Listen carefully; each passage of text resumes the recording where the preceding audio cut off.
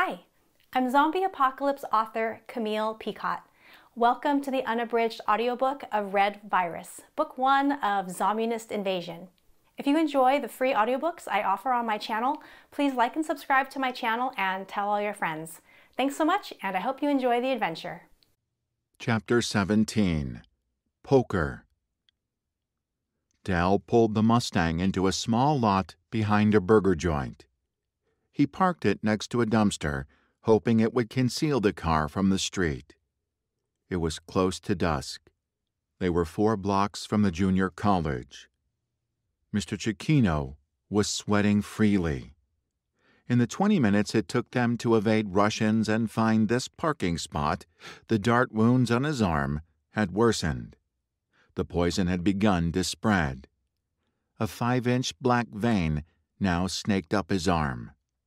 "Mr. Cecchino?" "I have poison in me, Dal. There's nothing to do but let it run its course." "All the more reason to get you back to the cabin. Nona can look after you." "Nona can take care of me after we alert the authorities. Our mission is more important than my health." Not to Dal it wasn't. But Lena and Mr. Cecchino wore twin expressions of determination. Dal checked a sigh of resignation. So much for his hopes to derail their plan.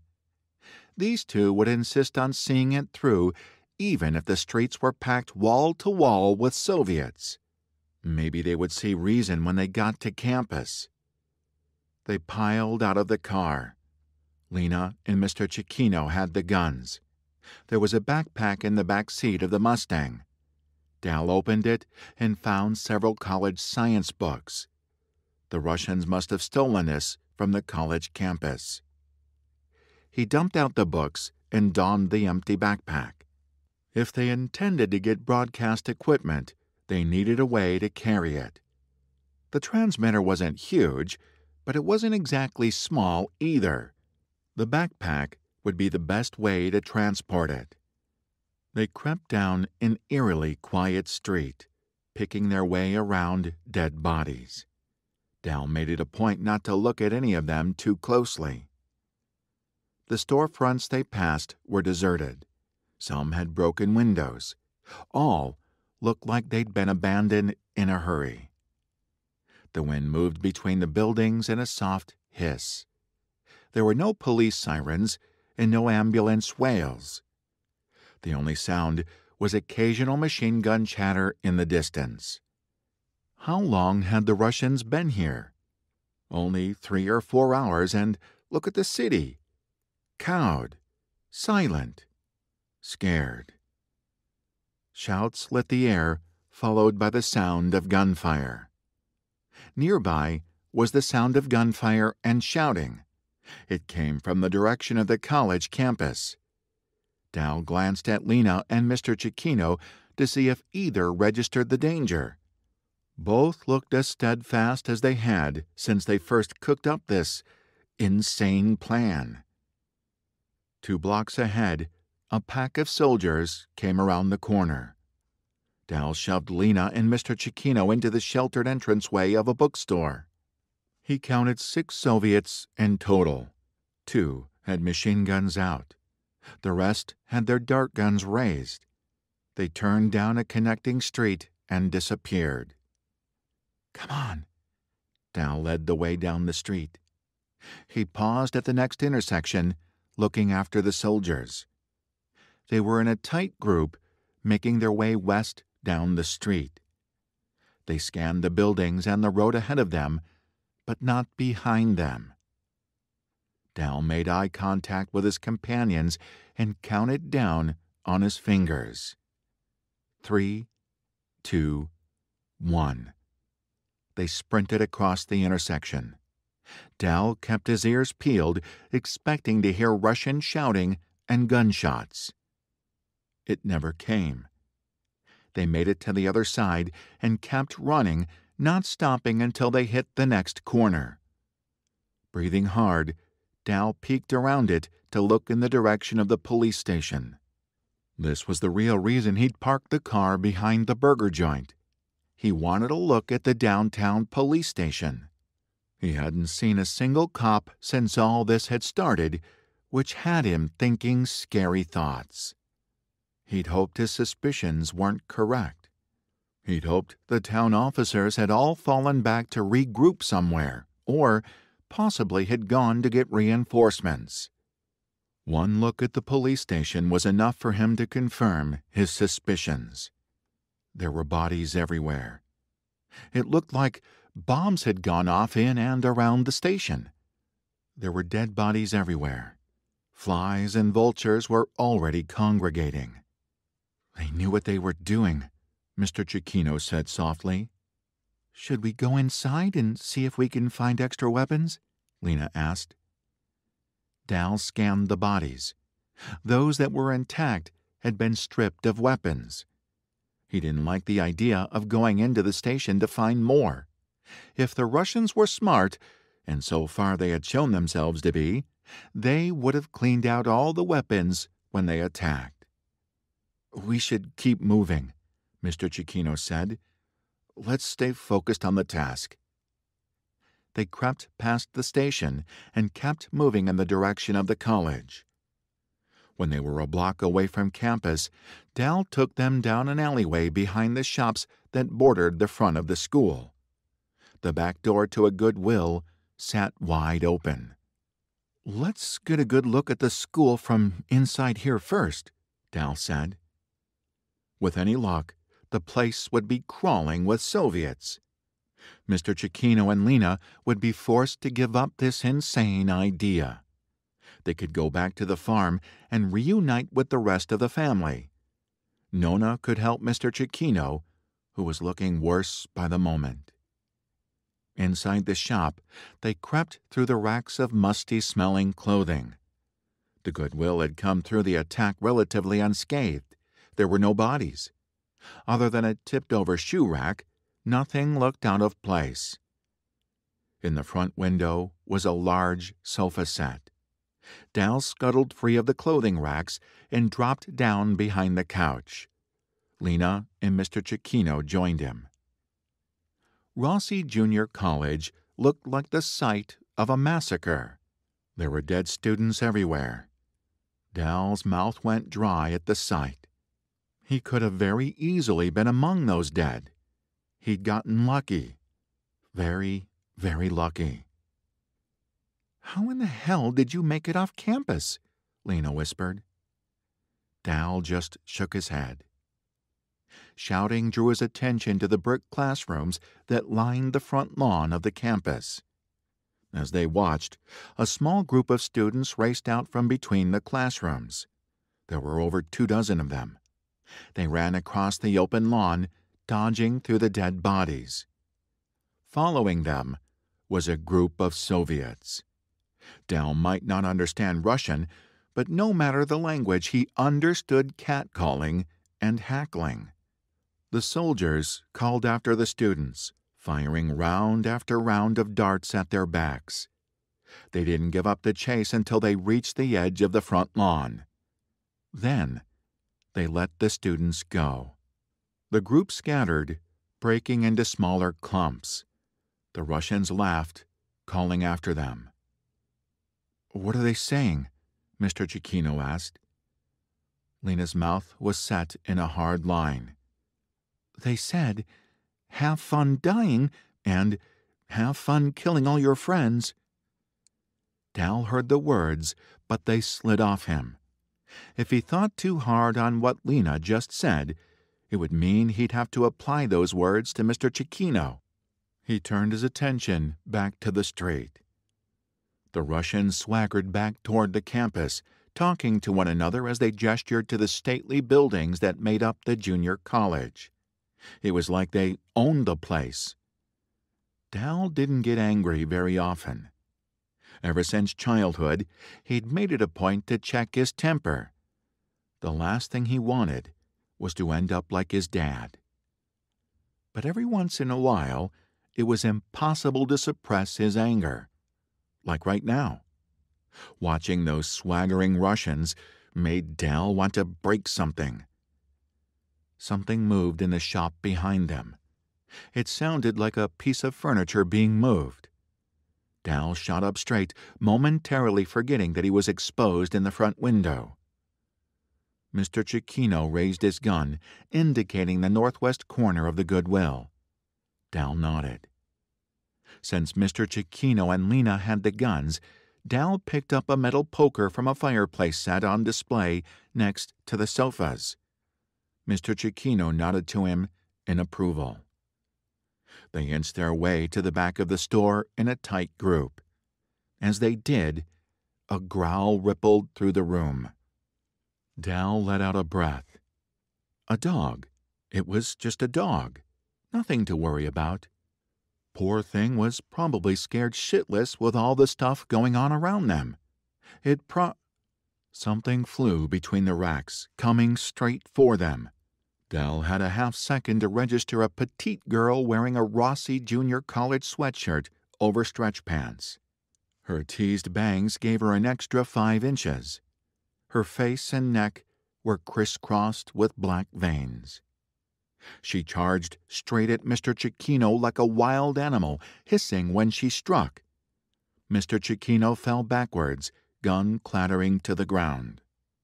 The girl growled, snapping at his face like a rabid dog.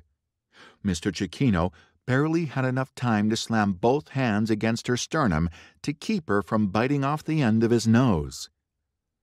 Dal reacted on instinct, delivering a sharp kick to the girl's rib cage. He kicked her so hard that she rolled sideways. But instead of staying down or running away, she bounded up onto all fours. Lips pulled back to expose teeth that were red with... was that blood? Seeing gore framed in a face laced with black veins was one of the most terrifying moments of his life. Dal didn't have time to work out all the strange details before the girl attacked a second time. She lunged. This time, Mr. Cecchino was ready. He swung a fist and clocked her in the side of the head. He hit her so hard she flew sideways. It should have knocked her out cold. Dal had been hit like that more times in his life than he could count, and most times he blacked out for at least a few seconds. Mr. Cecchino was a large, strong man. The blow had been suitable for a drunken bar brawl. But the blow barely fazed the girl. Once again, she sprang onto all fours and charged, this time straight at Lena. Lena didn't even have time to raise her machine gun. The black-veined girl tackled her to the ground. Dal's nerves were frayed. He'd already been on the verge of anger. Seeing Lena's life in danger yet again made him snap. Rage boiled up. He was so mad he could hardly see straight. Dal had played baseball for a few years when he was a kid. He'd been a pretty good hitter. Then the coach started asking about the many bruises Dal showed up with at practice. His parents pulled him off the team shortly after. But Dal still remembered what it felt like to hold a baseball bat. Raising the fireplace poker, he gripped it like a bat. He wound his torso and swung with all his might, aiming for the head with a wordless roar. He felt the blow through his entire body. The crack of the girl's skull was nothing like hitting a baseball. The sound of shattering bone took him all the way back to his 8th birthday, when his dad got roaring drunk. He'd pushed Dal's mom so hard from the front steps of the porch that she'd broken her arm. Dal had never forgotten that sound. That had been the first time he'd heard that awful sound, but not the last. He'd always known he had the capacity to make that sound, to be just like his father. He couldn't stop himself. He swung the poker, then he swung it again, all the while roaring at the black-veined girl in wordless rage. He saw his dad hit his mother over and over and over again. His father's enraged face still followed him around, even after all these years. Dal knew he looked just like his dad right now. He was his father. And now Lena and Mr. Cecchino knew the truth about him. Even knowing he was exposing his deepest, darkest secret wasn't enough to still his hand. He hit the girl over and over again. Blood splattered his face, the floor, and Lena. He couldn't stop. Chapter 18. Reanimated. As everyone piled into the cabin around him, Leo absorbed the sight of Adam rising to his feet. Blood dripped down his neck. Black veins completely encased his face. His eyes were crazed and bloodshot, just like Lars had been. Adam should be dead. Adam was dead. The amount of blood on the floor proved it. Besides that, Leo had seen his dead body. There was nothing left in the body stretched out before the fireplace. Yet, here he was, reanimated and staring out at them like they were nothing more than rabbits. Bruce was the first besides Leo to notice Adam. The kid was frozen in place, mouth working in silent terror. Adam's lips peeled back from his teeth. His gaze settled on Jennifer as she entered the cabin. She was too busy talking to Anton to notice what was going on. "Jennifer!" Leo shouted. She jerked, stopping just beside the kitchen table. Her eyes registered Adam as he zeroed in on her. She squeaked and leaped onto the table. As Adam rushed her, she jumped. Several things happened at once. Jennifer grabbed the ceiling beam and flipped herself on top of it. She swung her legs out of reach and crouched atop the rafter beam, balancing in her red high heels as Adam hissed in frustration. Anton grabbed Nona, attempting to hustle her back outside while she struggled to reach her rifle. Leo snatched up a piece of wood from beside the stove. Adam spun just as Leo swung the piece of wood. It connected with the side of Adam's face. The blow barely stunned him. He sprang straight at Leo. Leo brought up the chunk of wood and slammed it into Adam's nose. He heard the bone break. The force of the blow slowed Adam, but it didn't deter him. He just kept coming. He was like a bionic man on steroids. His hand snagged the front of Leo's shirt, tearing at him. Leo didn't have room to swing the wood. Instead, he slammed it repeatedly into Adam's face. The kid would not back down, not even when his skin was torn and several of his teeth were smashed in. "Get back," Nona ordered. In his periphery, he saw her raise the rifle. Apparently, she'd won the scuffle with Anton and gotten her gun. Leo couldn't get away. Adam had him by the front of the shirt. His nails tore through the fabric and ripped into his flesh. The piece of wood was the only thing between Leo and Adam. The kid's grip was like iron, latching onto Leo like a leech. Panic gripped Leo. He threw all his strength into pushing against the log and trying to shove Adam back. "Move!" Nona barked. "Leonardo, get out of the way!" Leo wanted to move, but couldn't. Adam was too strong. Jennifer swung down from the rafters. Her foot clocked Adam in the side of the head. Back in their high school days, Jennifer had been like a dancer on the parallel bars. Leo had been to several of her gymnastics meets.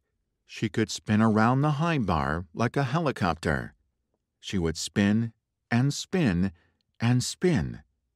Leo could never figure out why she didn't puke her guts out afterwards. Seeing her hanging from the rafter like it was a gymnastics bar wasn't much of a stretch, except instead of swinging back up, her stiletto got stuck in the side of Adam's head. She yelped and went down. She landed on the back of the sofa and flipped off with a shriek. Bruce had finally shaken free of his stupor. He and Anton joined Leo, both of them picking up pieces of firewood. Leo wielded his piece of firewood like a club. All three of them were ready to club Adam to death with it. Except Adam wasn't moving. He was in the puddle on the floor. Sticking out from the side of his head was the 4-inch heel of Jennifer's red stiletto. Nona approached, rifle cocked.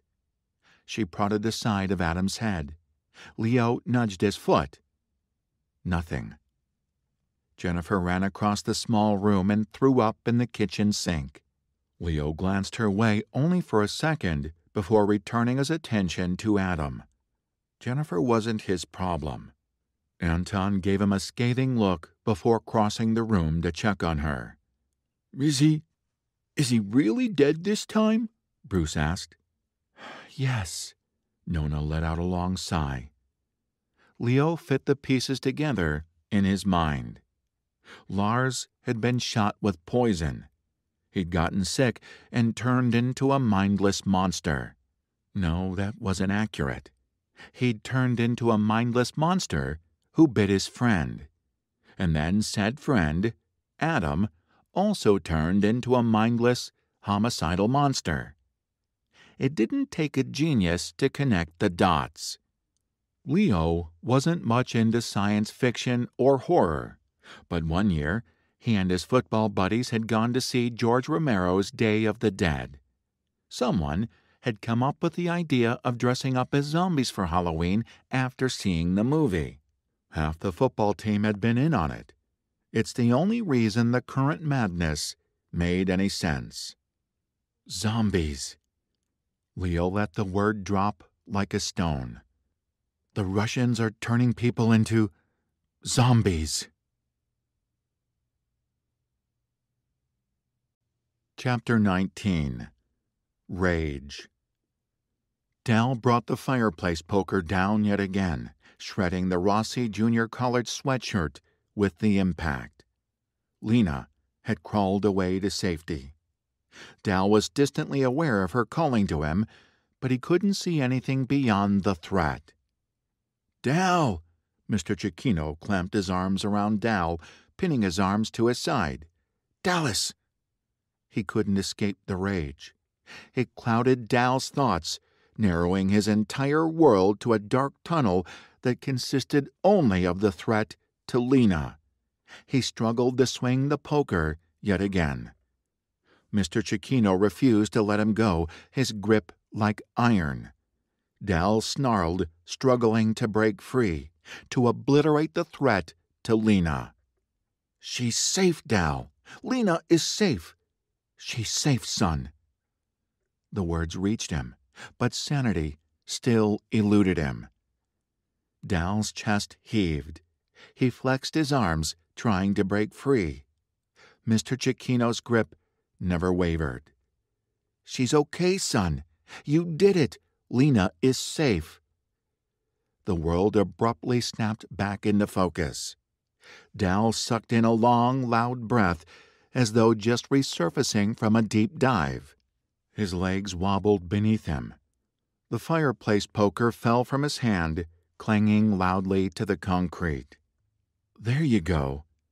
Mr. Cecchino eased him to the floor. "You're okay. Everyone is okay." Dal's breath rasped in his ears. The silence in the Goodwill shop was thunderous. They'd knocked over no less than 3 racks in the scuffle, plus several mannequins. He forced himself to look at the girl he'd killed. Her face and body were a mashed-up mess. Blood spilled across the floor. Dal thought he might be sick. Lena crawled across the floor to him. She had bits of blood splattered all over her face and clothing. She squeezed his arm. "It's not your fault, Dal." He shook her off. Lena was not to be deterred. She looped her arms around his waist and hugged him. "You saw her, Dal. There was something wrong with her. She would have killed us." Dal shook free of her a second time.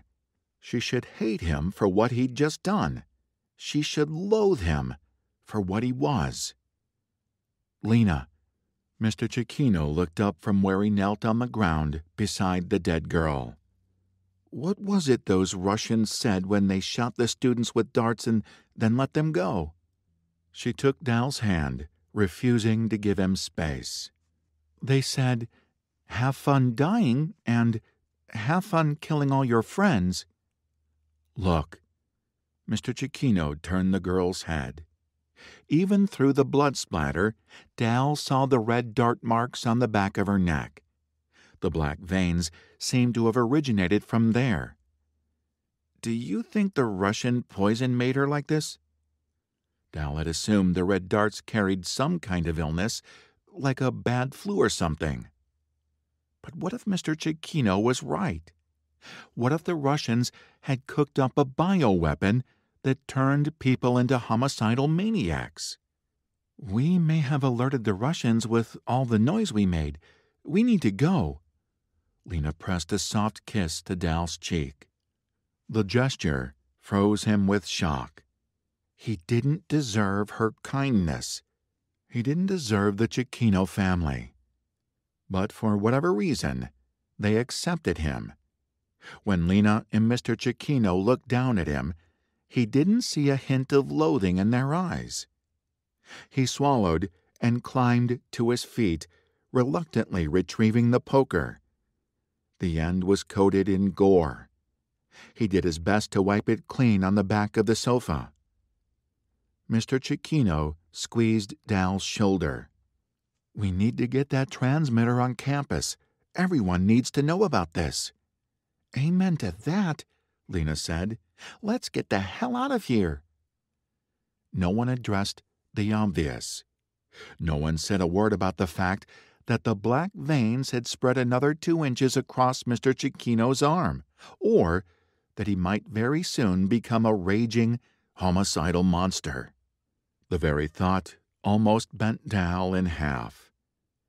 Their best hope was to get the broadcasting equipment, then figure out a way to get the message out. It was their best hope of saving Mr. Cecchino. They needed doctors, scientists, people with more know-how than the 3 of them had. They hurried out the way they had come, slipping back into the alleyway behind the Goodwill. The sky outside was a dark purple, stars speckling the sky. Even before they reached the far end of the alley, Dal heard the strange sound.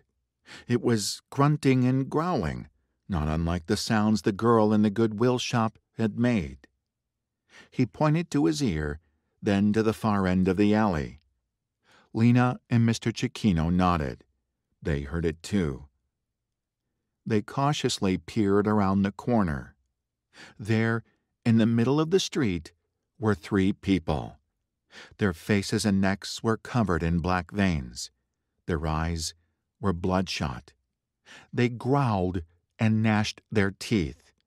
They moved in a group, scanning the buildings around them like a hunting pack. Dal sucked in his breath. They looked just like the girl who had attacked them in the store. "Infected," Lena breathed. "They're all infected with the Soviet poison." She threw an anguished look in her father's direction.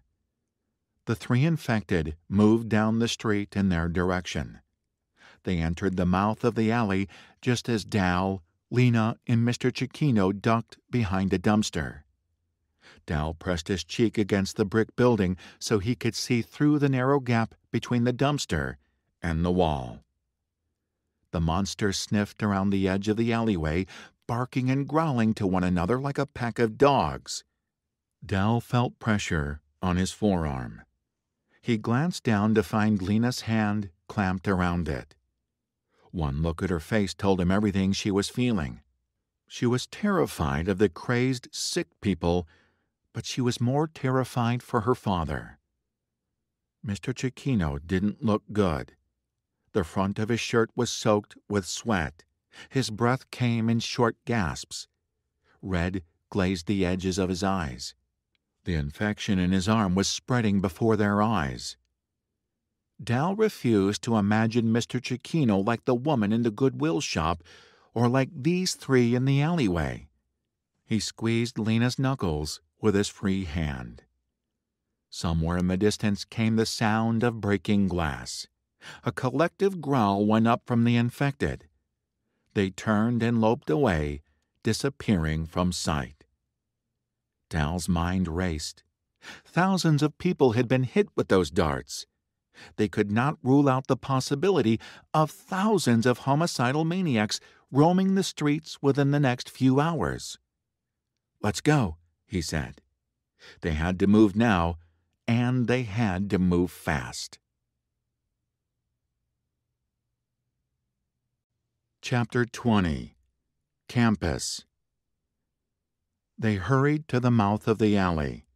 The street beyond was empty except for the dead bodies. The infected had disappeared in search of the sound that had captured their attention.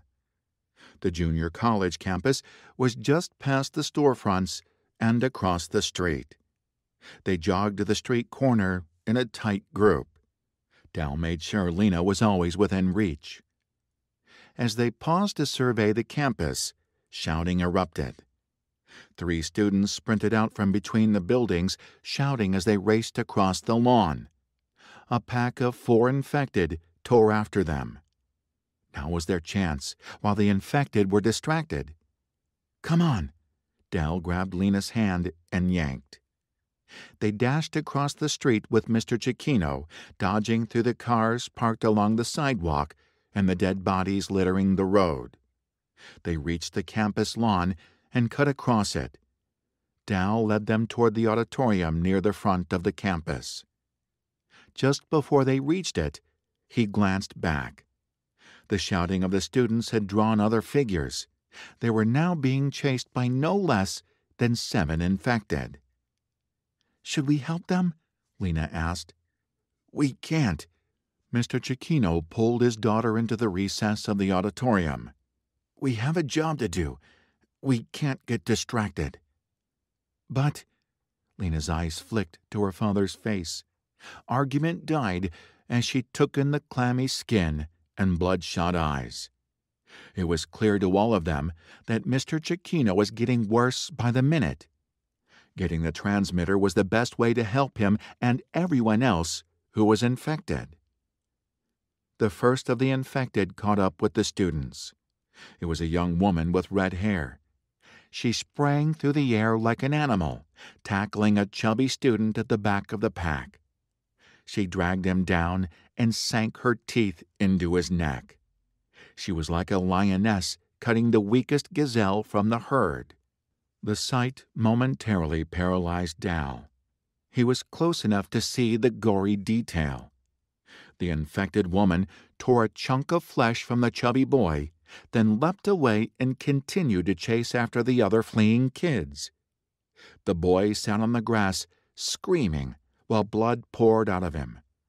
The entire attack took no more than 15 seconds. "We have to go," Mr. Cecchino said softly. "We need to get the word out. That's our best way to help them." Dal forced himself to turn away.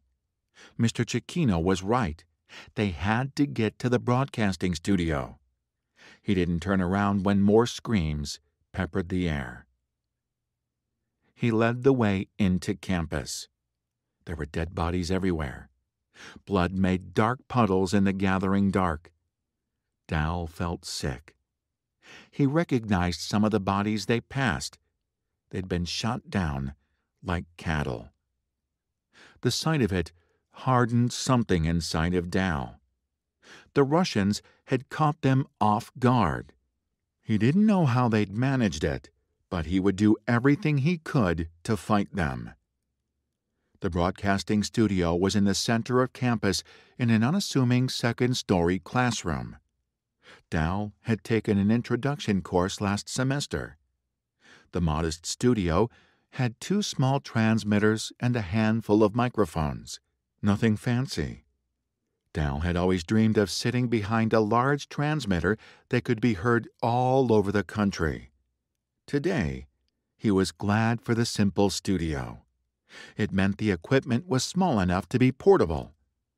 Once they had it, It was just a matter of finding an antenna large enough to transmit their broadcast. They had almost reached the studio when the sound of Russian voices reached them. With all the tall buildings, it was difficult to tell where the sound came from. Dal scurried toward a hedge fence that concealed the cafeteria garbage bins. It reeked of rotting food. They crouched behind the hedge, listening. Lena's head was cocked, her eyes wide as she listened to the Russians talking freely. Dal watched her face, trying to gauge what she might be overhearing. From the look on her face, it wasn't good. One of the Russians raised his voice and called out. He was somewhere near the astronomy building. Someone answered him. That voice came from a different direction, from the language arts wing. Within the next 30 seconds, Russian voices rang out all over the campus. Dal barely dared to breathe. Thank God the sky had transitioned from dusk to nighttime. The pocket behind the cafeteria where they hid was inky black. They were well hidden. Peering through the hedge, he had a clear view of the small quad beyond. Half a dozen picnic tables filled the area. As he watched, nearly 24 Russians sauntered into view, all of them congregating around the tables. They talked in jovial tones, laughing and passing out cigarettes. Lena poked him in the arm to get his attention. She pointed to the far side of the quad in the direction of the Language Arts building. Something moved in the dark. There was just enough light from a lamp-post for Dal to make out a black-veined face. An infected man eased out of the shadows, stalking toward the Russians. 4 others followed him, their black-veined faces eerie in the darkness. Dal's pulse kicked in his chest. He wanted to see those Russian fuckers attacked and killed by their own creations. It would serve them right. He and the others could slip away in the confusion. The lead infected was only 5 feet away from the Russians when he was spotted. Dal expected the Soviets to pull out their guns and start shooting. The men only laughed, smoke from their cigarettes puffing up into the night. They gestured in the direction of the infected, chuckling. What the hell? Dal exchanged looks of confusion with Lena and Mr. Cecchino. The 5 infected spread out in a semicircle. They snarled and growled, nostrils flaring as they regarded the Russians. The invaders laughed, a few of them flicking cigarette ashes in their direction. Why weren't they attacking? Why were they just standing there? Why? The answer hit Dal like a sledgehammer. It was Russian poison that had turned these people into monsters. Was it really such a stretch to imagine the Russians had engineered a vaccine that made them immune? His theory proved correct, as, one by one, the infected slunk away into the dark. The Russians jeered at them as they disappeared. Dal gripped the poker so hard his hands ached. The soldiers hung around and finished their cigarettes. Then they dispersed, breaking off into groups of 3 and 4. All that remained was the cloud of cigarette smoke. What were they talking about? Mr. Cecchino asked Lena. She hesitated before answering. From the look on her face, Dal could tell she didn't like delivering the news. The infected don't die like normal people, Lena said. They're like drug addicts. The poison amps up their systems. Sometimes it takes multiple blows to kill them. She held her breath. There was more, but she wasn't speaking. Lena? Dal asked. She shook her head. I'll tell you later. We should get out of here. The fact that she didn't want to say anything else meant the information she had was either bad or complicated, or possibly bad and complicated. They dashed through the quad and past the astronomy building. Just on the other side was the science building. The second floor was where the communications classes were held. Dal tested the door, sighing with relief when it opened. As it swung closed behind them, he wished it was still daytime. None of the hall lights had been turned on. It was even darker inside than outside. Unable to see more than the dim shape of the hallway, it was impossible not to hear Mr. Cecchino's ragged breathing. He wasn't doing well. "We need light." Lena rustled beside him. A second later, a tiny beam illuminated the space in front of them. It was a keychain light on her house keys. "It's better than nothing," she said. "I'll go first." Dal exchanged a look with Mr. Cecchino, who slid in behind Lena to bring up the rear. He looked worse than ever, but when he shouldered the Soviet machine gun, Dal knew he was ready to fight. Dal raised his poker and advanced toward the stairwell, which was in the middle of the hall. Lena stretched her arm out, doing her best to shine the light in front of him. The science wing was a mess. Many of the classroom doors were open. Inside were unmistakable lumps of dead students and teachers. The dark made it easy not to look too closely at the bodies. Books and other debris were scattered up and down the hall. Dal stepped over them. His Converse crunched on something. Were those crackers? A growl echoed down the hall. "Shit!" Dal froze, blood hammering in his head. His hands were sweaty.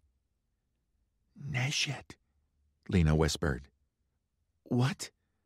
"Nezhit. That's what the Russians are calling the infected people. It's the name of the virus in those darts." "Nezhit." Mr. Cecchino made a sound of disgust. "Fucking Soviet bastards." It was a measure of the situation that Mr. Cecchino was resorting to foul language. Dal could count the number of times he'd heard the other man swear on one hand. "Can you tell where the growl came from?" Dal whispered. "Step on the crackers again," Lena said. He didn't like the idea, but he liked the idea of stumbling into a Nezhit even less. He ground the heel of his shoe into the crackers. The growl sounded again. It was somewhere in front of them, from one of the classrooms on the left.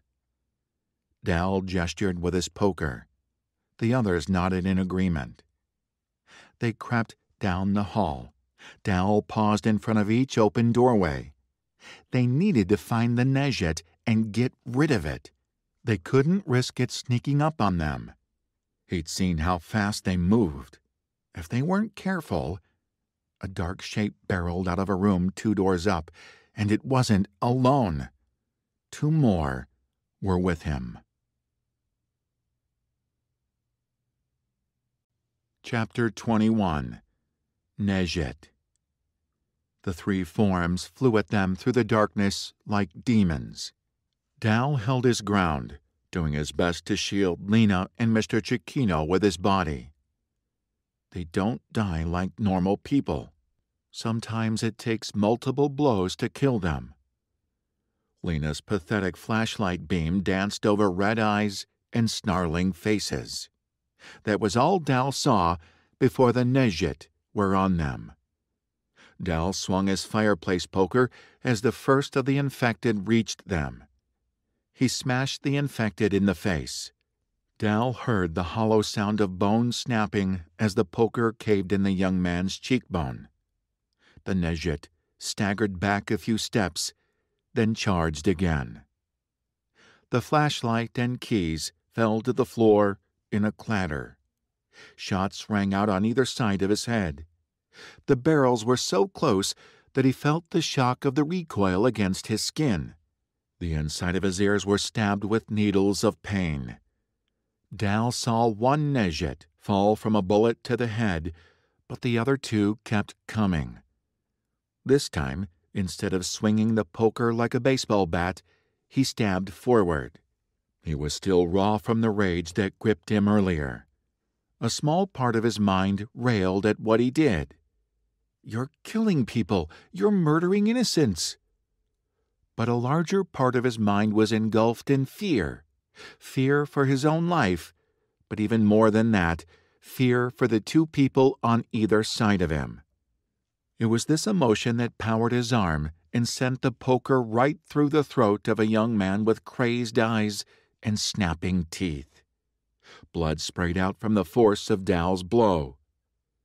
As the Nejet died on the end of the poker, the third and final infected broke past him. The machine gun fired again, but the monster didn't stop.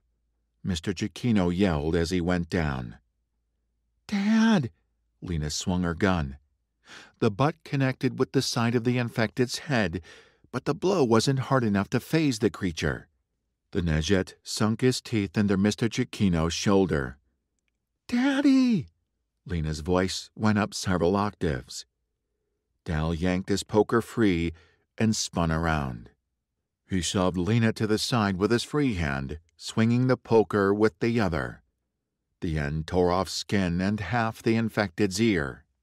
The Nejet hissed, releasing Mr. Cecchino and spinning in the air like a cat. He hit the floor and launched himself at Dal. Panic hammered through Dal's body. His poker spun in a frantic arc. He hit the creature so hard he heard bone crack, but still it kept on coming. The blow barely slowed it. He stumbled back with a shout and swung again. The poker arched up and smacked the Nejet in the bottom of the chin. His head whipped back. Blood flew. Lena jammed the barrel of her machine gun against the Nejet's temple and fired. Blood and brain matter sprayed the wall as the infected collapsed to the floor. "Dad!" Lena raced to her father. Mr. Cecchino sat up, pressing a hand to the blood that bubbled out of his shoulder. Dal's breath sawed over dry lips. Shock welded his feet to the floor.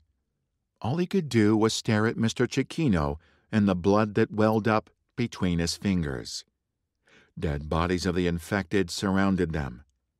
He'd never seen so much blood in one place, not even when he went hunting and butchered animals with the Cecchinos. "Dal, help me!" Lena's voice snapped him out of his stupor. He dropped the poker, looking around for something to staunch the bleeding. He tore the sleeve off his lightweight jacket and tied it around the wound. "I'm okay, son." Mr. Cecchino smiled weakly. Dal's eyes strayed to Mr. Cecchino's shoulder, to his bloodshot eyes and clammy skin, to the forearm that was now entirely laced with infection.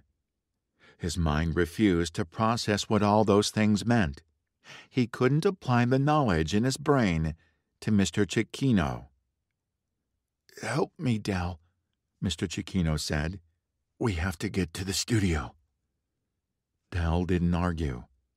He and Lena got on either side of Mr. Cecchino and helped him stand. He had to put a hand against the wall to steady himself. "Dad?" "I'm okay, honey. Just a bit dizzy. Lead the way, Dal."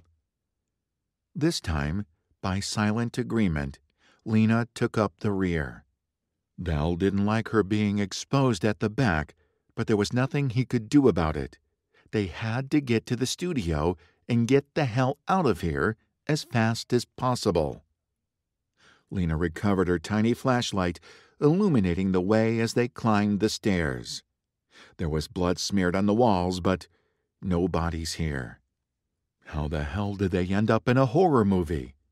It was hard to believe they'd woken up to a normal world this morning. His biggest worry had been his statistics test. Now, every step sent a jolt of fear through his bloodstream, and he had no idea if he'd live to see another 5 minutes.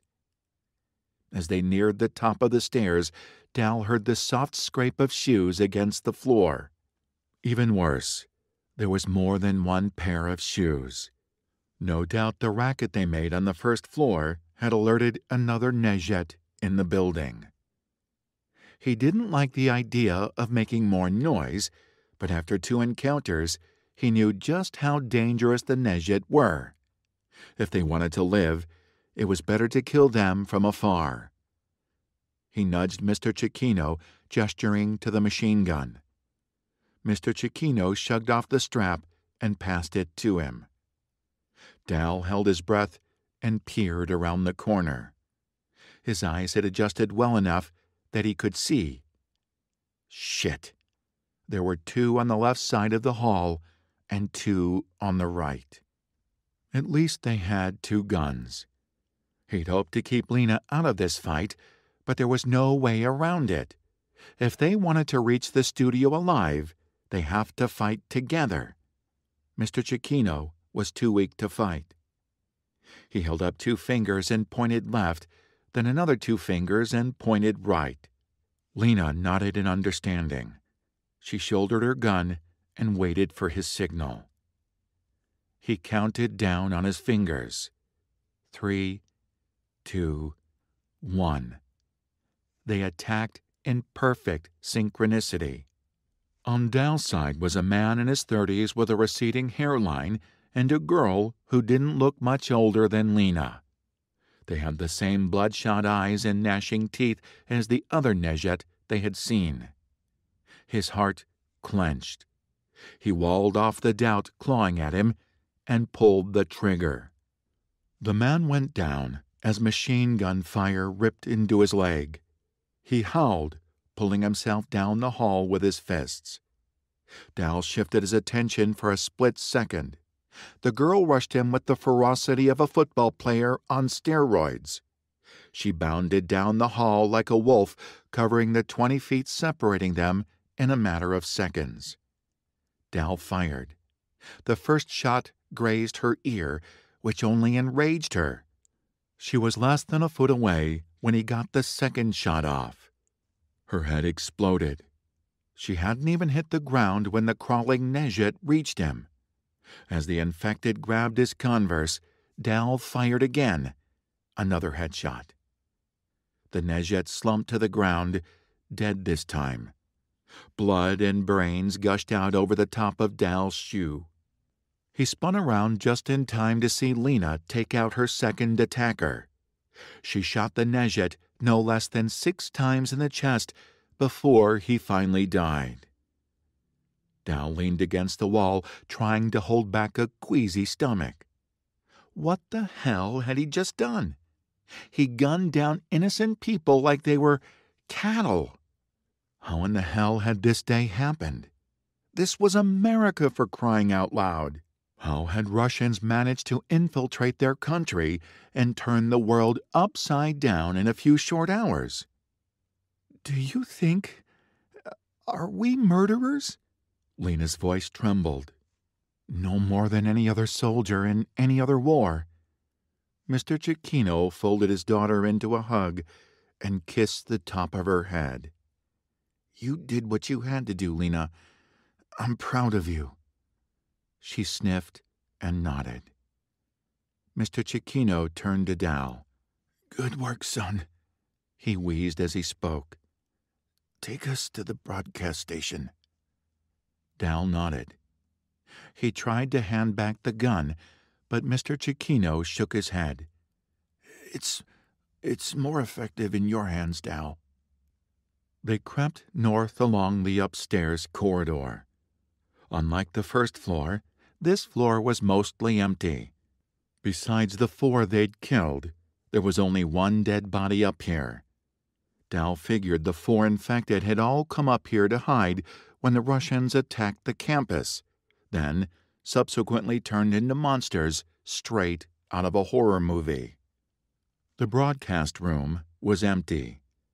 In the middle of the floor was an open backpack, contents strewn across the floor. There's no way we can carry all this stuff. Lena gestured to the array of equipment around the room. We just need the transmitter, the microphone, and a few cables, Dal said. The transmitter was the largest item. It was roughly the size of an oversized briefcase. Dal set about pulling the cables out of the wall. Mr. Cecchino took up watch in the doorway, keeping an eye on the hall. "Grab that backpack off the floor and put the microphone inside," Dal said to Lena. He handed her a wad of cables. "These two." It was a minor miracle they had 2 backpacks to spread the load. The transmitter was going to be heavy. "You know how to hook all this stuff back up?" she asked. "Yes."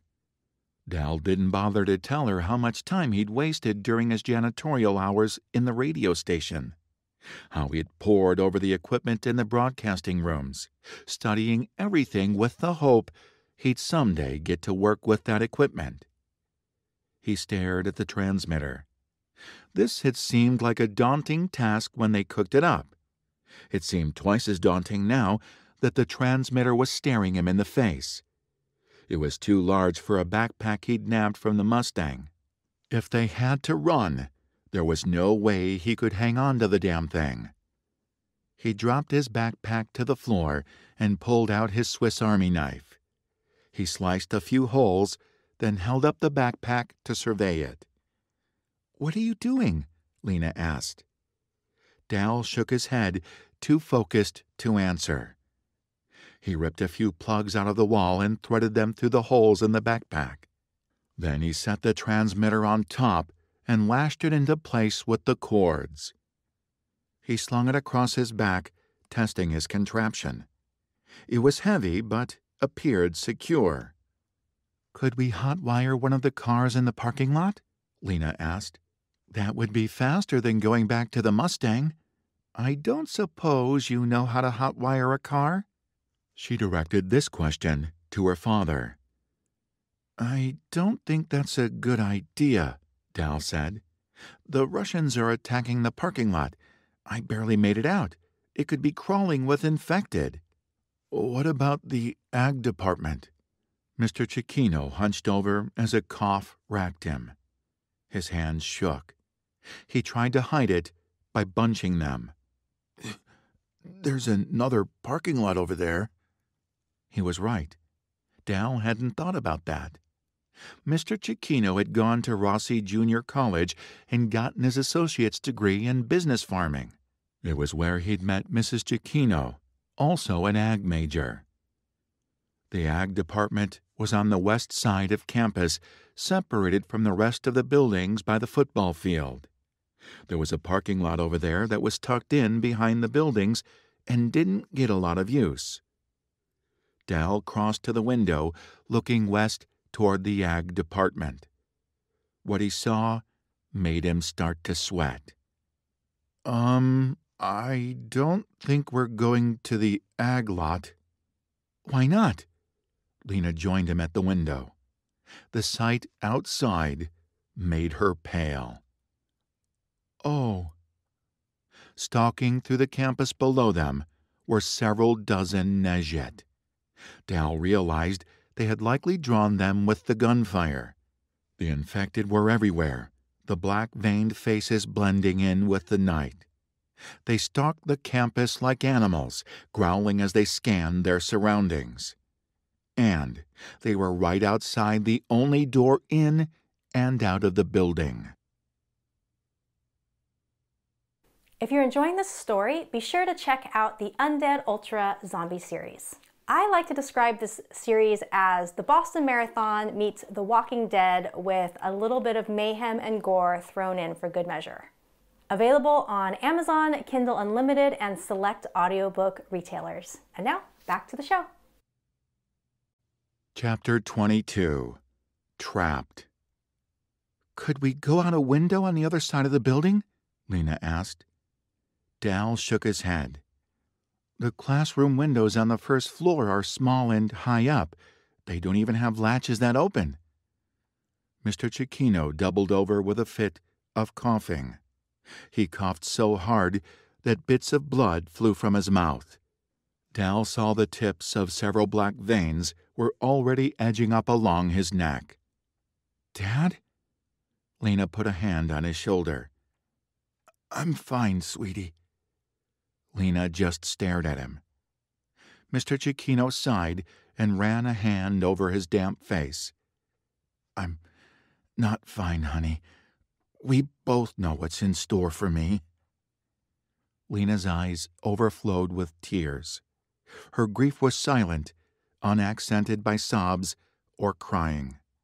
Dal felt his rage beginning to rear its head. He struggled to tamp it down. They'd lost Mrs. Cicchino only 2 years ago. Dal wasn't ready to lose the second half of the equation that had given sanity to his childhood. "No," Dal said. "We're going to get help." He hefted the transmitter, swinging the backpack across his shoulders. Thank God for all those years working in the orchard. His broad shoulders and back muscles could handle the weight of the equipment, though he'd be lying if he said it wasn't heavy. "We're going to get help, and you're going to be okay, Mr. Cicchino." His chest heaved with emotion. He fought the urge to break something. "Dal." Lena stretched a hand in his direction. This time, he didn't fight her. He gripped her hand and squeezed. She kept him grounded. Mr. Cicchino joined them. The three of them stood in a tight circle, holding tightly onto one another. Lena's eyes never stopped streaming tears. Dal's chest heaved with fear and frustration that threatened to burst out of him. "You're both going to be okay," Mr. Cicchino said after a long pause. "I'm going to help you get to the ag parking lot."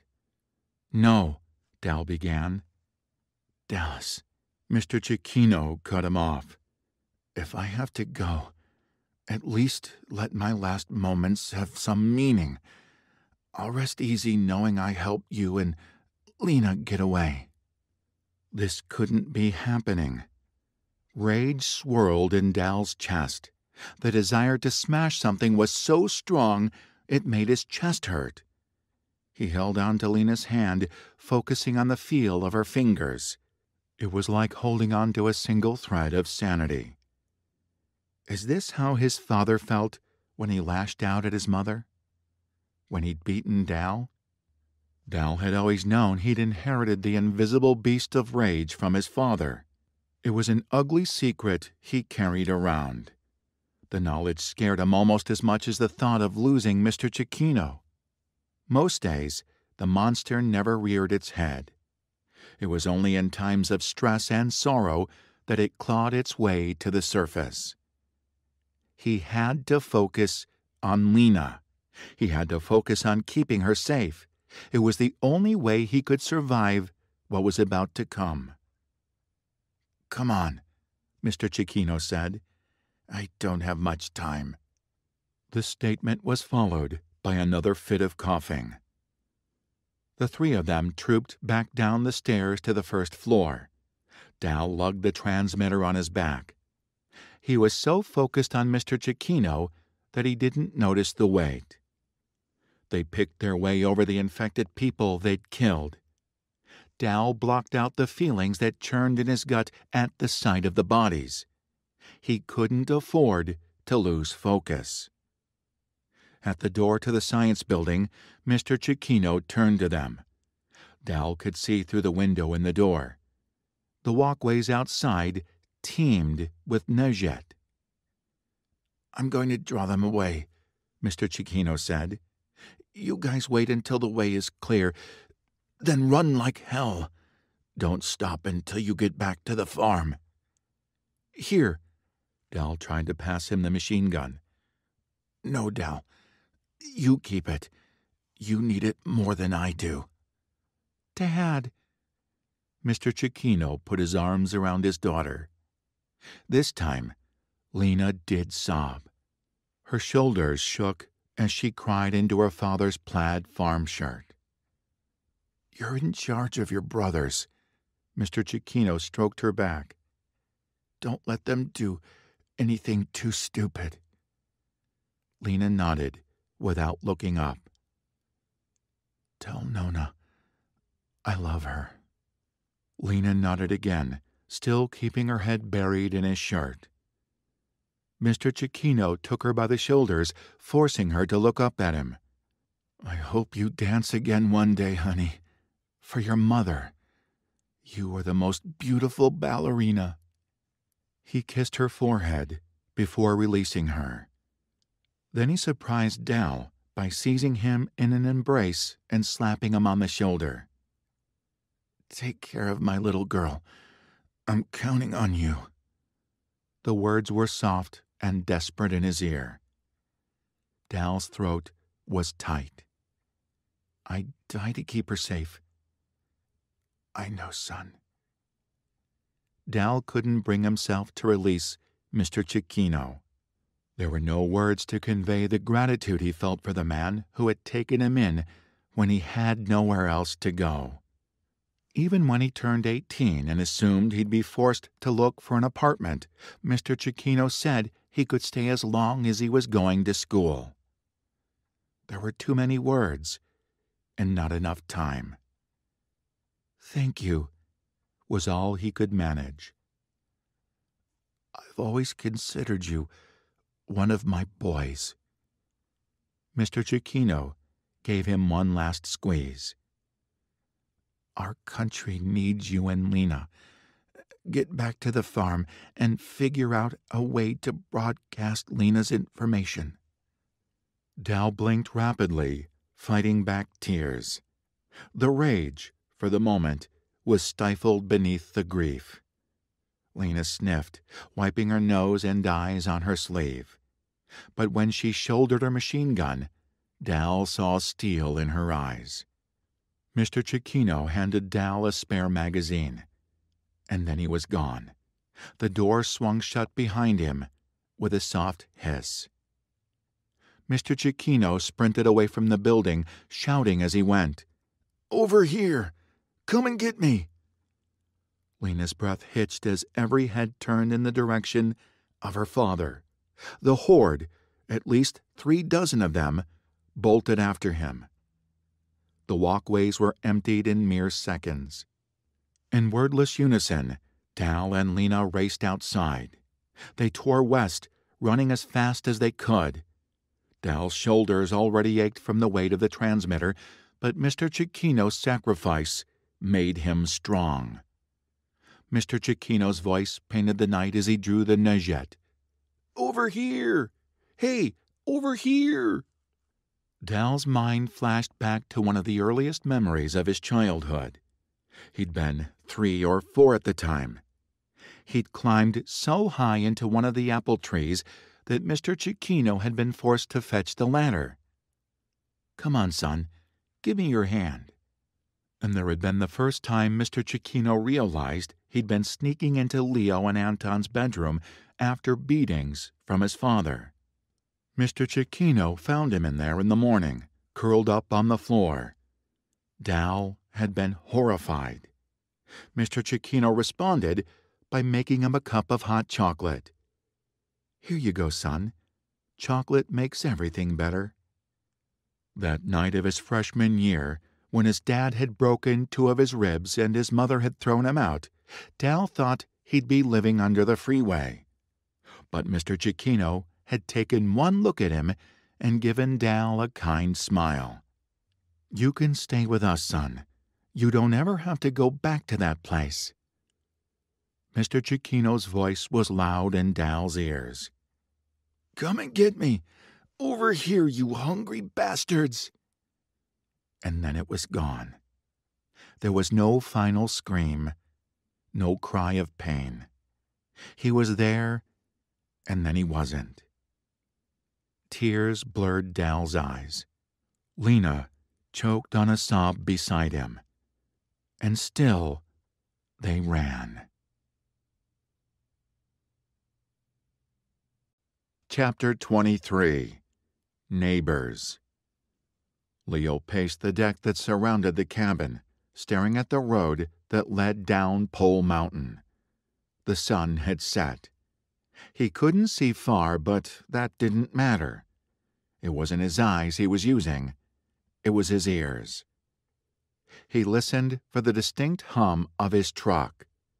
He listened for the loud rumble of Dal's Beetle. He listened for anything mechanical. All he heard was the chirp of crickets, the burp of frogs, and, in the distance, the howl of coyotes. "Damn it, guys," he said softly. "Where the hell are you?" Looking for his missing family members was almost as hard as looking at the two graves just outside the clearing. Adam and Lars would forever rest there. They'd been high school seniors, just like Anton. They should have had their whole lives ahead of them. Instead, they were dead, murdered by Russians. The wooden railing of the deck creaked as Leo's grip tightened. Damn it, he had to do something. "Leo?" Jennifer came out onto the deck. After her acrobatics in the rafters with her stilettos, Nona had gone from giving Jennifer the cold shoulder to letting her wear one of her favorite aprons in the kitchen. Not only that, she'd given Jennifer a pair of her tennis shoes. The sight of his ex-girlfriend and his grandma laughing and preparing the meal had been enough to make his head explode. "Leo, dinner is ready." He didn't turn around. "You guys go ahead, I'm not hungry." Jennifer wasn't easily deterred. She never had been. She leaned against the railing beside him. "You're looking for your dad, Lena and Dal?" "Yeah." "They probably had to take the long way home, you know, country roads and stuff." She squeezed his forearm. "It's hell out there. I'm sure they're on their way back."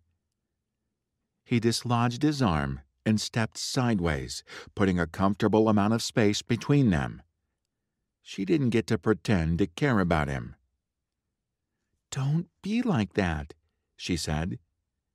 He decided to play dumb. "Like what?" "We're still friends, Leo. Just because we broke up doesn't mean—" He whirled on her. "You dumped me 2 days after prom." That had been 2 weeks before his mother died. 6 weeks before high school graduation. She threw her hands up. "I was overwhelmed, okay? We were only 17. There's things I want to do with my life before I settle down. You were so serious, always talking about getting married and stuff. I was going away to school in Riverside. You had plans to go to Berkeley." She stumbled over her words. He knew she was trying to find a way to tactfully avoid the subject of his supposedly injured throwing arm. "It wasn't because I didn't love you. But we were 17, Leo." "You said that already." This time, he did look at her. He let everything he'd ever felt drill into her. For him, Jennifer had been everything. He'd had every intention of marrying her. He may have only been 17, but any time he'd look into his future, he saw Jennifer. Until the day she dumped him. She stared back at him, shoulders slumping. "Leo." He'd had enough of this shit. He shouldered past her, grabbing the flashlight off the picnic table before stalking toward the forest. "Leo?" Her attempt was half-hearted. She was afraid of what he might say if he turned around. Well, she didn't need to worry. He flicked on the light and took a familiar path around the back of the cabin. He and Anton had spent many hours playing up here on Pole Mountain. Faint dirt paths remained of their childhood romps. He took one that led to an outcropping of boulders on the southeast side of the mountain. The beam of the flashlight illuminated his path. He found a seat on top of the tallest boulder and raised the binoculars to his eyes. Aiming them downward, he swept them across the 2-lane country road that bordered their farm. Dad and the others had to be out there somewhere. Surely they were almost back by now. The road was dark. Not even an occasional car hummed by. Even though they lived in the country, they weren't so far out that they didn't get some traffic. He swept the binoculars east and west along the road. If he waited long enough, they would show up. They had to. A pair of lights appeared in the binoculars. His heart leaped. He scrambled a little further out onto the rocks to get a better look. He searched for the familiar silhouette of the beetle, for the oval headlights on his truck. The headlights kept coming. It wasn't just one vehicle. Leo counted 5 in total, all in a tight line. Something was off. Caravans didn't come out this way. "Leo?" It was Anton. "Nona said you better come and eat before your dinner gets cold." "Whoa! That's a lot of cars." Anton leapt up beside Leo, quiet and nimble-footed in the dark.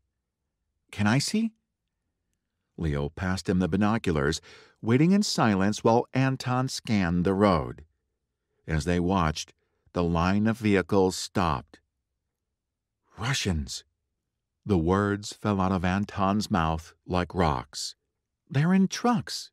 I can see the uniforms of the guys in the back." "Are they military vehicles?" Leo tensed, anticipating the answer. "No, they're regular cars. They probably stole them from people they killed." "Let me see." Leo took back the binoculars. 2 of the vehicles peeled off from the group and drove toward the Craig cattle farm. The other 3 continued down the road and disappeared from sight. "What are they doing?" Anton demanded. 2 trucks are driving toward the Craigs." Leo followed the Russians on the Craig farm until they were out of sight. Jim and Tate Craig were good friends of his.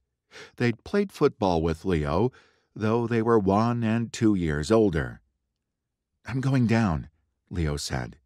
"The Craigs might not have a clue about what's going on. They're going to open their doors to Russians. If the Soviets even bothered to knock." "We can't drive down there," Anton protested. "They'll see us coming." He was right. "I'll take one of the dirt bikes." There were a handful stashed under the cabin in the storage room from when they were kids. Even their parents had ridden with them from time to time. "The dirt bikes? Those are, small. We haven't used them since we were kids." Leo shrugged. "Better center of gravity for us." Anton cocked his head. "Us? Aren't you coming with me?" "You're being weirdly nice, but yeah, I want to come." Leo turned and leaped lightly across the boulder. "I invited you to come spy on Russians and possibly kill them. I'm not sure that's nice." Back at the cabin, Nona heard them in the storage room and came out on the deck. "What are you boys doing down there? Leo, your dinner is cold." "I'll eat later, Nona. There are 2 trucks with Russians driving to the Craig farm." Leo expected argument. If not for their mission, then for his disregard for the warm meal she'd made. To his surprise, the deck boards creaked as Nona went back into the cabin. "Think she's mad?" Anton asked. "She's probably worried. You know she and Mrs. Craig are friends." By the time Anton and Leo extracted 2 dirt bikes, donned headlamps, and rolled into the clearing, Nona came down the front steps with rifles and spare ammo clips. Jennifer and Bruce followed on her heels. Nona handed the weapons to the boys. "Bring them here if possible." Leo nodded. "You going to the Craig farm?" Bruce asked.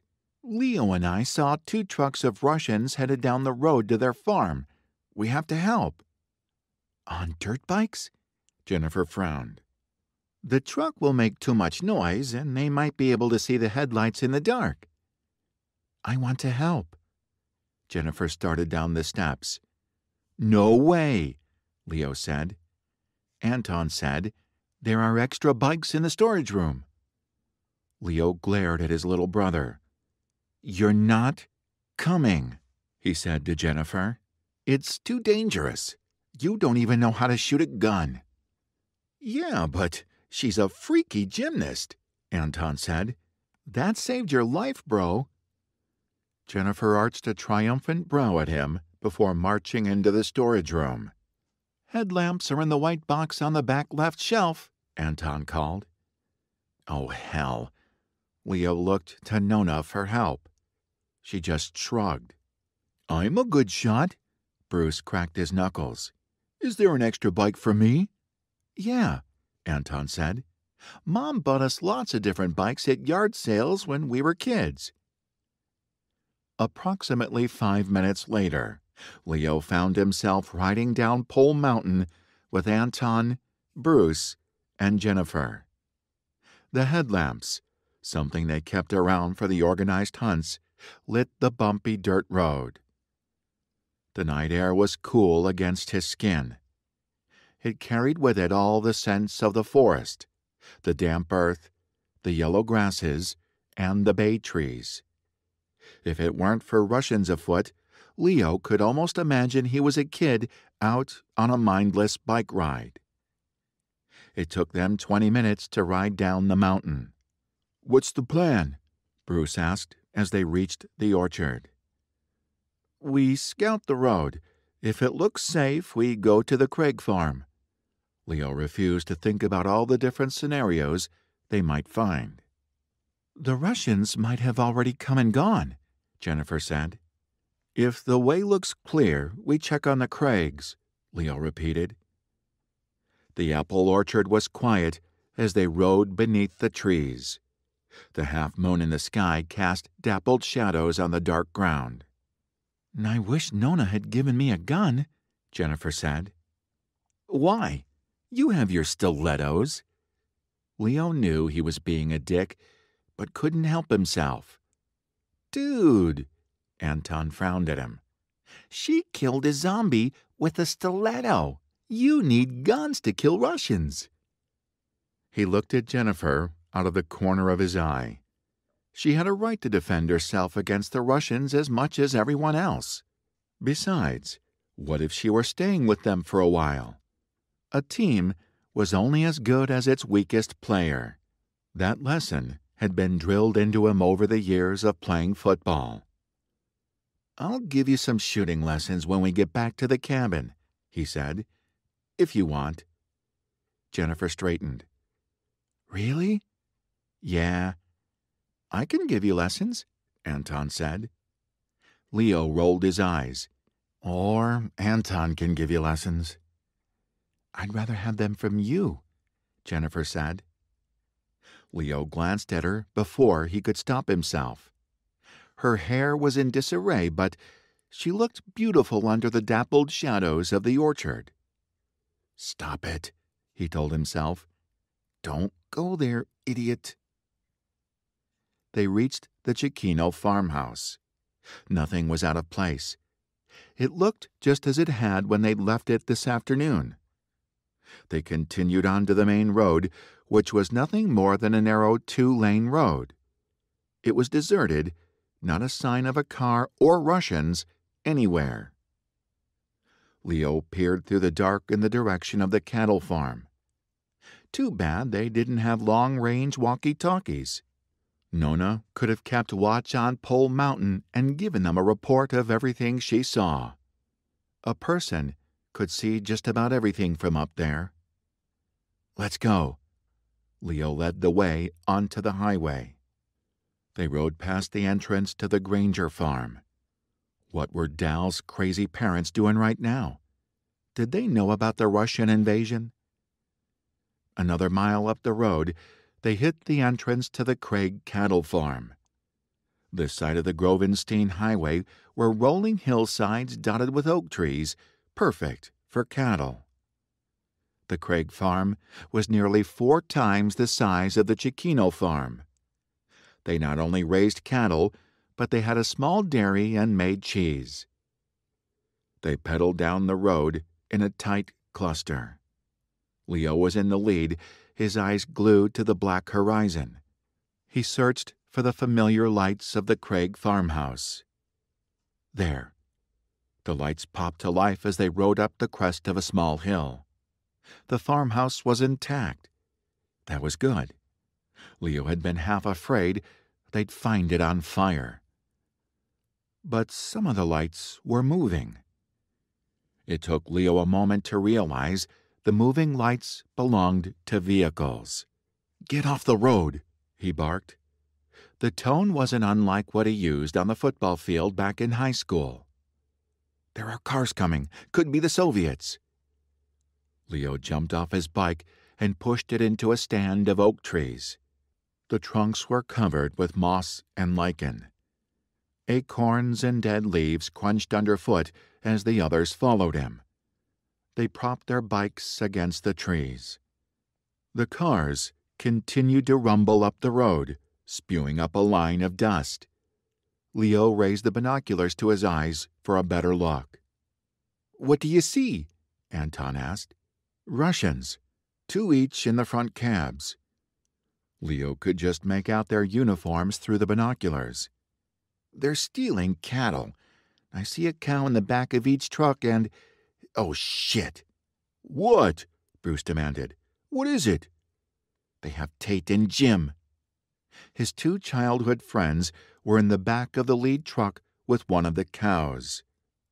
Leo hadn't seen the Craig brothers much after they graduated. They both got their associate's degree from Rossi Junior College before working full-time on the family farm. What did the Russians want with Tate and Jim? Leo decided then and there that he wasn't going to stand by and let the invaders kidnap his friends. No fucking way. "Anton, hide behind the trees on the other side of the road. We'll have a better chance of taking out the Russians if we shoot at them from both sides." Anton's jaws sagged open. "We're attacking?" "Hell yes, we're attacking. We're not letting them take Jim and Tate." Bruce gave a soft hoot of approval and racked his rifle. "Those communist bastards are going down."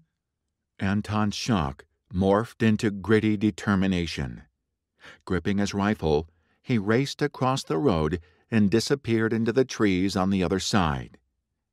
"Jennifer," Leo said, "stay back with the bikes." At her mutinous look, he added, "Just until we get you proficient with a gun. Then I promise you can fight." She glared at him. "Fine, but don't expect me to stand by and do nothing if things go sideways." She stalked into the trees. "Just stay back until we tell you it's safe." No response.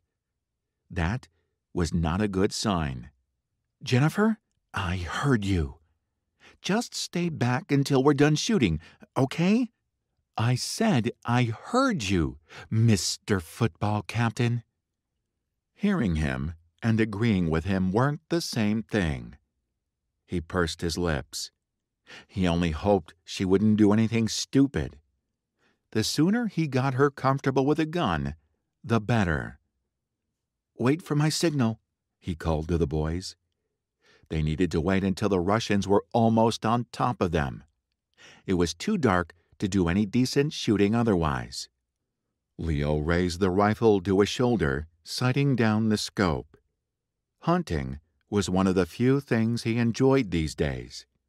There was something about connecting with the land and putting food on the family table that brought him a sense of peace. Leo didn't feel peace very often, not since his mom had died and Jennifer had dumped him.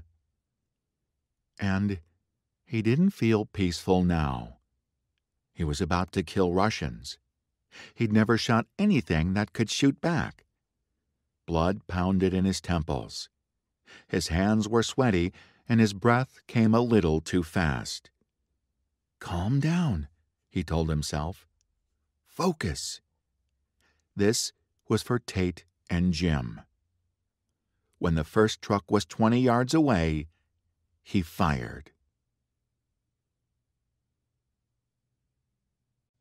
Chapter 24. Ambush. As soon as the first bullet leapt from Leo's barrel, Anton and Bruce opened fire. Bullets sprayed the front windshield of the first truck. Leo racked his gun and fired repeatedly. He'd been hunting for so long, his movements were automatic. The hood to the first truck flew open. The vehicle careened off the side of the road, rolling partway into the field before stopping. The cow, tied down in the back, lowed in distress. As soon as the truck stopped, Leo spotted Tate and Jim. The two men were bound in the back near the cow, both thrashing in a vain attempt to get free. They no longer had the element of surprise. The second truck accelerated, bearing down on them. One Russian rose out of the open passenger side window, machine gun spraying fire. Leo ducked behind an oak tree, breath catching as he felt bullets thud into the wood behind his back. Shit, now what? Bruce was also hiding behind a tree, doing his best to avoid the gunfire. Anton returned fire from the other side of the road. Leo dropped to his stomach and rolled to the right as bullets peppered the area. His angle was all wrong for firing at the Russian in the passenger seat. Instead, Leo aimed at the front wheel of the oncoming truck. He exhaled and pulled the trigger. His shot flew true. The front driver's side tire popped. The truck fishtailed. The cow in the back went crazy, lowing and straining against the ropes that held it in place. He aimed a second time, this time at the back tire of the driver's side. It wasn't so different from hunting a wild pig. He fired twice. There was a loud clunk as the second truck listed to one side and skidded to a stop. The two Soviets leaped out, hiding behind open doors to return fire. Leo stayed low to the ground, giving himself half a second to assess the situation. It wasn't so different from what he'd done as a quarterback. He could assess an entire scene in the blink of an eye. The driver of the first truck was dead, shot through the windshield by Leo. The second Soviet was in a shoot-off with Anton on the other side of the road. Tate and Jim were still tied up in the back, struggling to get free while bullets flew around them. The second truck was more problematic. Leo didn't have a clear shot at either of them. The Soviets rained fire down on the oak stand while Leo and Bruce fired back. Leo needed to come at them from the side. A quarterback sneak, he thought. Cover me, he said to Bruce. If there was one thing the tight end knew how to do, it was cover his quarterback. Even if they were playing with guns instead of footballs, and the opponents were communist invaders. Leo army crawled as fast as he could across the grass. The yellow blades didn't provide much cover. Under the moonlight, he was exposed for anyone who was looking. His hope was to get at the Russians before they thought to look for him in the field. He had a reputation for being a sneaky quarterback. Bruce kept firing, keeping all attention on the oak stand. Leo crawled as fast as he could, silently thanking Coach Brown for all the damn bear crawl drills he made them do. Another 10 yards of crawling, and the Russian behind the driver's side door came into view. Leo zeroed in on the enemy soldier. His mouth was dry. His heart hammered in his chest. Popping out of the grass, he opened fire. Nerves made his hand shaky. The first shot flew wide. Damn it! He summoned the calm he reserved for the football field. His fingers stilled. He fired 2 more shots. The first Russian dropped. Leo threw himself back to the ground and rolled as the second Russian shifted his attention and opened fire.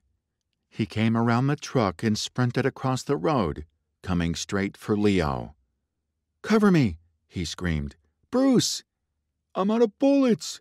Bruce shouted back. Leo didn't come out here to die tonight. He sure as fuck wasn't going down in the dirt like a coward.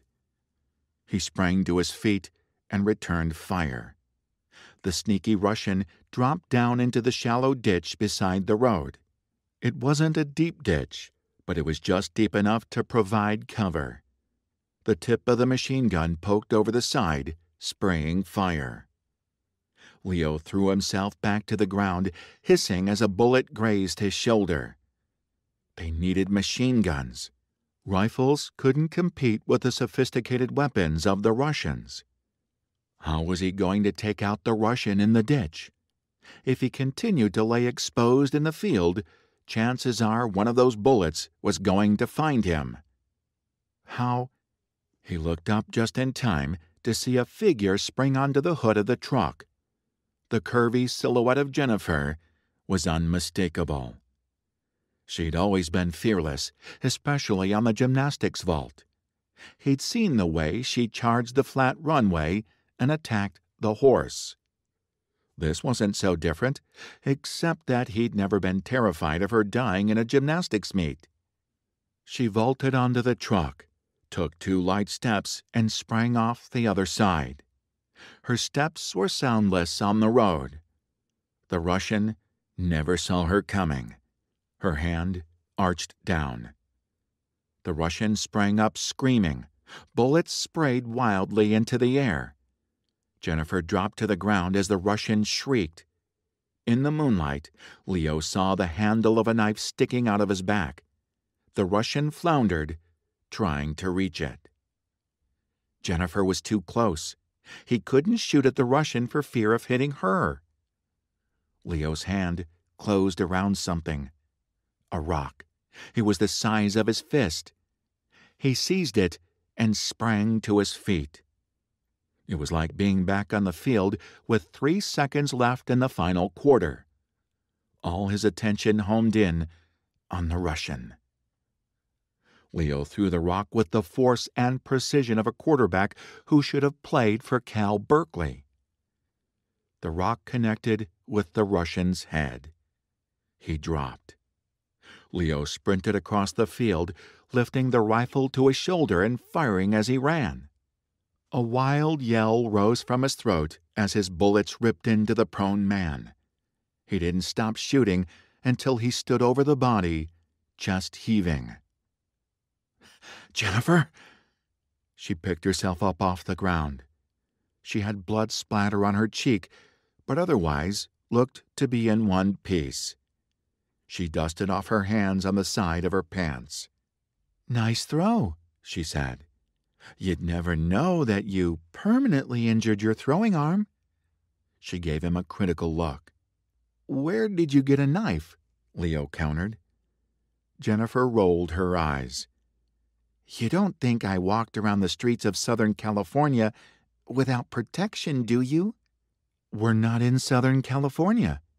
"No, but I brought my pocket knife with me from Riverside," she shot back. "Did you really think I was stupid enough to come with you without some sort of weapon?" Leo didn't answer. It had never occurred to him that Jennifer might be armed. Gunfire had ceased. The only sound was the distressed lowing of the cows. Cow. One of them had been shot during the battle. "Anton," Leo called. "Bruce, you guys okay?" "I'm okay," Bruce called. "Dude, that was a radical throw. Cal shouldn't have written you off for one stupid injury." "Yeah, nice throw." Anton came around the side of the truck, rifle propped on his shoulder. He gave his brother a critical look, but all he said was, "You should be nicer to Jennifer. She keeps saving your life." "You're welcome," Jennifer said. She made a valiant attempt at being flippant, but Leo didn't miss the way her hand shook. He approached her as she peeled off the black mesh top and dropped it to the ground. There was blood on it from the Russian. Now that he was closer, he saw she was covered in blood and grime. She must have rolled in the dirt covered with the man's blood, because there were dirt and pebbles stuck to her tank, too. She grimaced down at her bloody tank top. He wordlessly pulled off his T-shirt and handed it to her. "Thanks." She turned her back, stripping off the gory tank top, and pulled on his shirt. Anton was right. He needed to be nicer to Jennifer. It had been over 2 years, after all. "You okay?" he asked, making a valiant attempt not to be a jerk. In response, she turned and pressed her face into his chest. Both arms were crisscrossed over her stomach. He'd dreamed of moments like this, of her coming back to him, of holding her in his arms again. The reality did not measure up to the daydream, not by a long shot. He patted her on the shoulder. Their embrace was awkward and stiff. The situation confused him. He should be loving this moment, savoring it. He realized with a jolt of surprise that maybe he hadn't missed her as much as he thought he had all these months. Maybe it had just been the memory he missed. With that came the realization that maybe he didn't hate her either.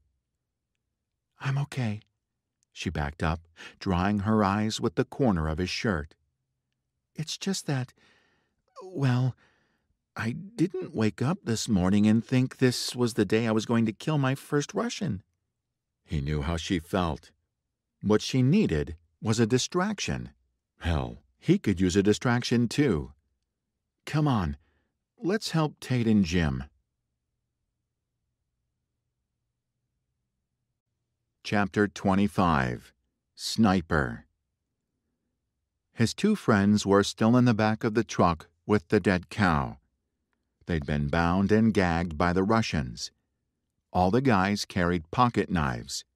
They got to work on the ropes. Even Jennifer joined in after she retrieved her knife from the back of the dead Russian. Jim and Tate were soon free.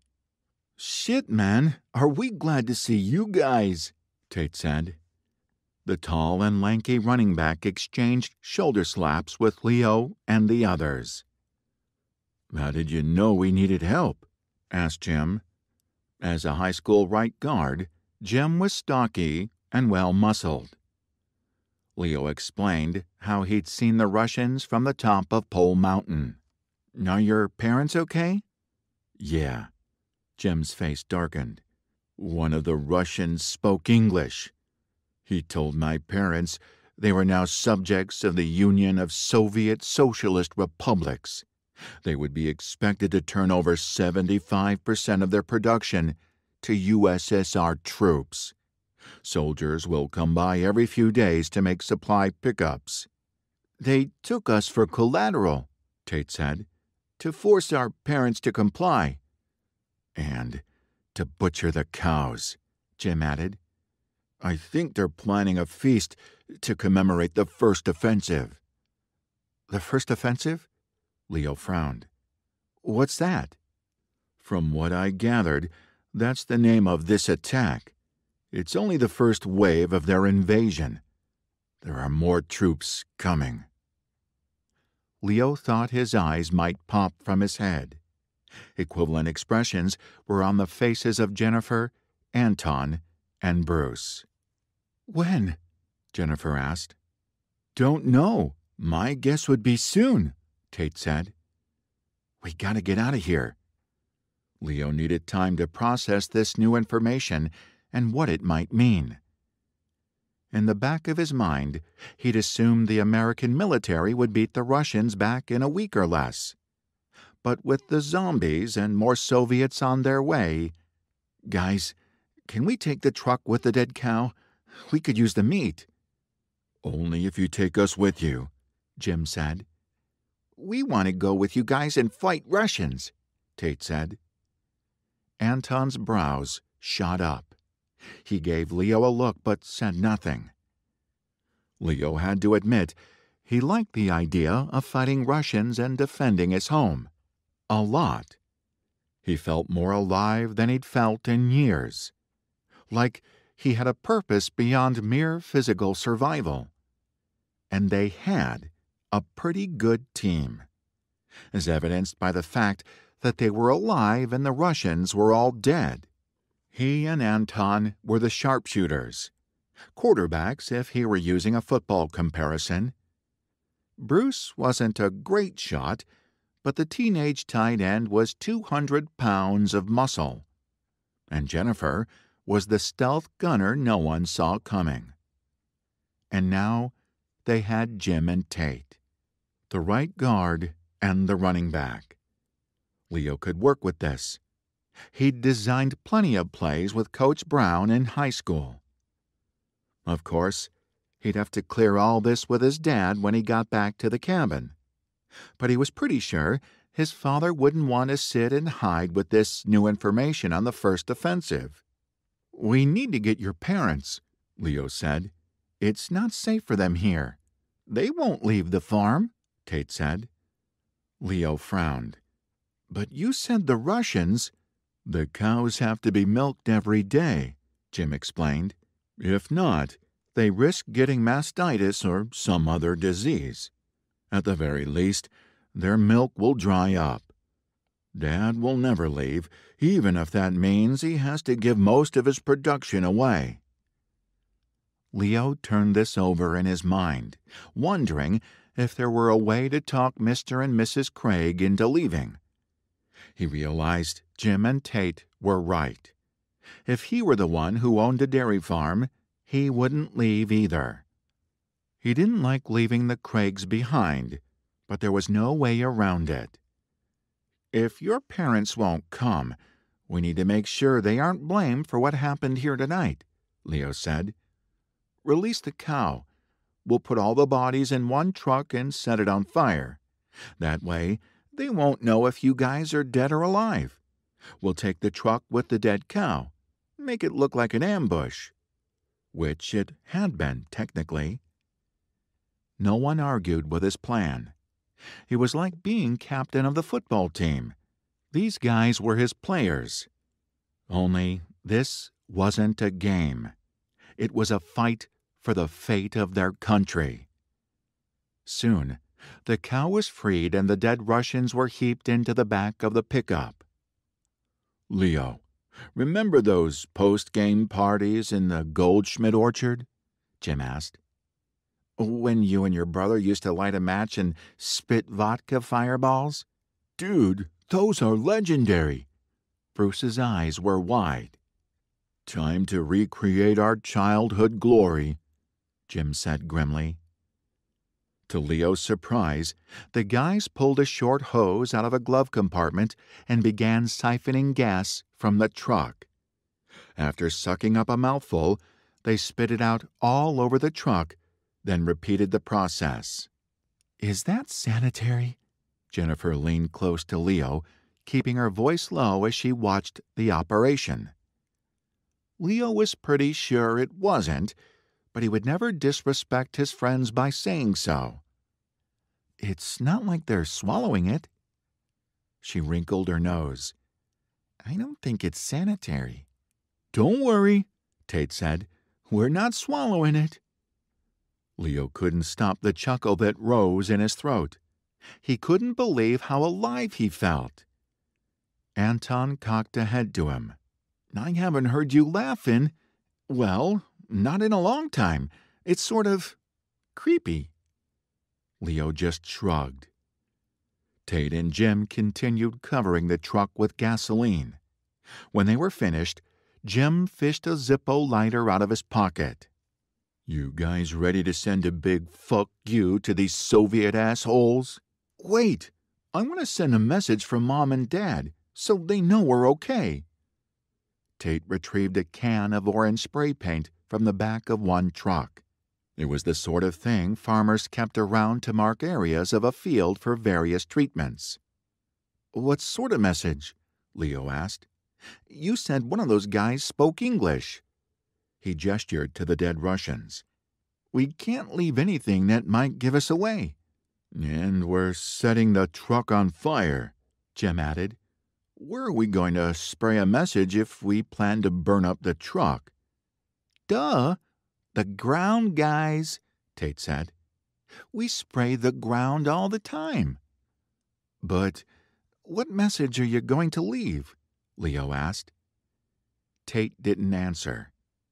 He bent over the ground and sprawled a single word in orange.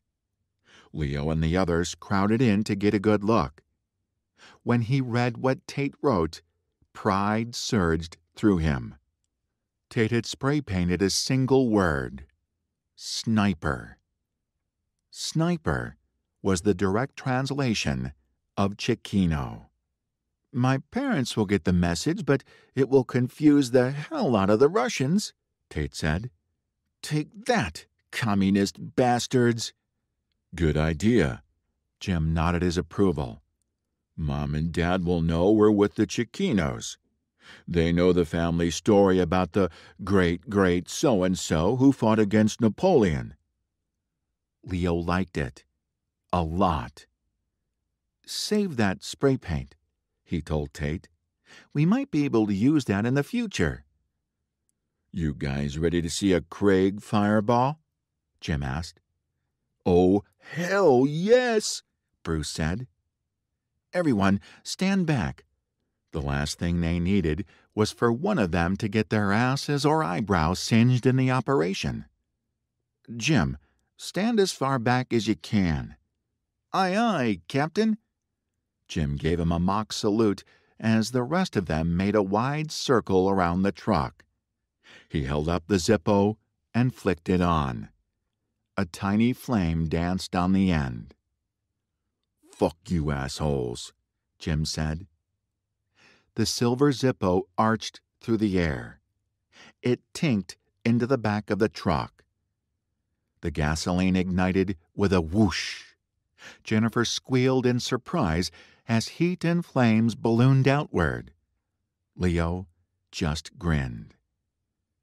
"Best Krieg fireball ever," he pronounced. They slapped high fives with one another before heading to the remaining truck. Jim and Tate jumped into the back with the cow. Bruce joined them while Jennifer hopped into the cab. Anton intercepted Leo as he headed for the driver's seat. "I saw that rock you threw," he said. "What about it?" "Tell me the truth. Did you really injure your shoulder that badly? Dr. Kane said you'd never regain full movement." Leo sighed. He supposed there wasn't any reason to keep it a secret anymore. He was going to be using his arm a lot if they continued to fight the Russians, which he fully intended to do.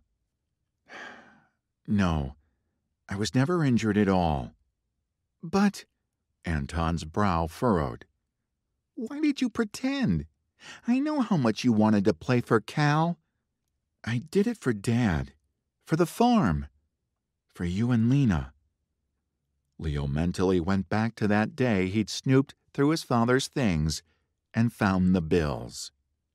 Ever since that day, he'd wished he could unknow all that he'd learned while rifling through the desk. It had changed the course of his life.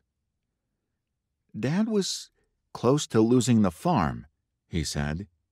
"He mortgaged everything to pay for Mom's chemo. How could I help if I was off playing football at Berkeley? Dad would never have agreed to let me stay, so I faked my injury. Dr. Kane played along when I explained the situation. I hoped that if I could get the hunting business off the ground, we'd bring in enough extra money to pay off the banks and save the farm." Anton just stared at him. I didn't know. Sorry I've been such a royal dick to you." Anton's mouth fell open. The moment was almost too much for Leo. He turned his back on Anton, striding to the truck where the others waited. "Come on," he called. "Nona will be worried about us." If you're enjoying Zombiness Invasion, be sure to sign up for the VIP bunker. Inside, you'll find an exclusive Zombiness Invasion origin story not available anywhere else. You can join the bunker by heading over to my website at www.camillepeacock.com. Thanks so much!